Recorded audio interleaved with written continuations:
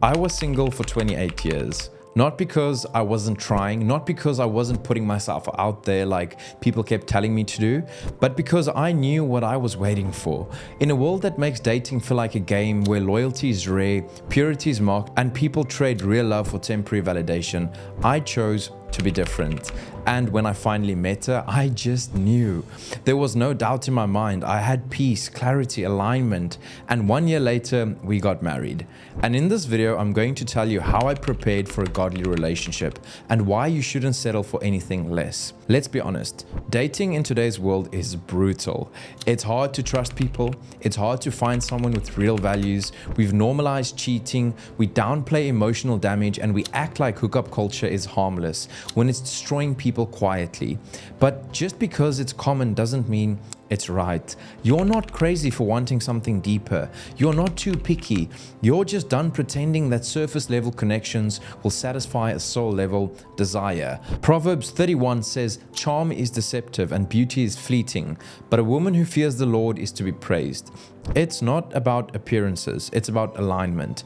And for the men watching, Psalm 1 describes the kind of man God blesses, a man who's rooted in truth, not chasing trends. See, I spent a lot of time asking, when will I meet the right person? But at some point, God flipped the question, are you becoming the right person? And that hit me. I had to stop dating for fun and start preparing for purpose. God didn't give me a wife because I was praying more than everyone else. He gave me a wife because I finally became a man who could lead her. Ephesians 5 says, "Husbands, love your wives like Christ loved the church and gave himself up for her." That's not casual, that's serious, that's sacrifice. So I started healing. I faced some stuff in me I didn't even know was there. Bitterness, pride, fear of commitment. I had to break addictions, build discipline, and grow spiritually. And if you're in that same season, trying to level up mentally, physically, and spiritually, I can help you. That's what my coaching is for. So click in the link in the description if you're serious about building that version of yourself. Not just to get a relationship, but to steward one when it comes. People love to say you'll find the one, but godly relationships aren't found, they're built. You don't just stumble into something real, you grow into it, you commit, you sacrifice, you build. God isn't trying to give you a flawless partner. He's trying to teach you how to love someone who isn't perfect, because you're not perfect either. Amos 3 verse 3 says, "Can two walk together unless they agree?" If you're not aligned in faith, in values, in vision, you're not walking in the same direction, it's not going to last. I knew I wanted someone who loved God, not just believe in him, someone who could challenge me and grow with me. And let's talk about the waiting season for a second, because I know it's tough. You scroll through Instagram and everyone's getting engaged, going on cute dates, getting married, and you're sitting there wondering if God forgot about you. But let me say this clearly, God's delay is not his denial. Isaiah 60 verse 22 says, "When the time is right, I, the Lord, will make it happen." God is not slow, he is strategic, but he's not slow.